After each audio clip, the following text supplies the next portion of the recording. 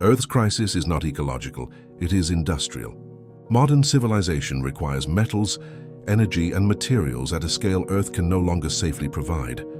Every ton mined on Earth damages soil, water, and atmosphere. This damage compounds. Recycling cannot close the gap. Efficiency cannot reverse extraction. Industry must move, or Earth collapses under its own demand. The Moon offers a unique solution.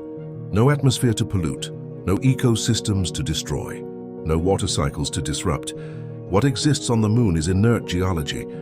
Extracting material there does not trigger environmental feedback loops. This is not exploitation, it is displacement. Earth becomes a living system again. The Moon becomes an industrial platform. Low gravity reduces energy costs. Machinery lasts longer. Structural stress is minimal. Solar energy is constant and predictable. Unlike Earth, industrial output on the Moon does not fight biology. It coexists with nothing, and therefore harms nothing. This shift is not optional. If industry remains earthbound, restoration efforts will always fail.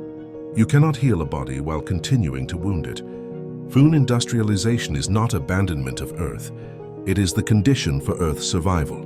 This is the moment civilization separates living systems from industrial systems. And that separation begins here.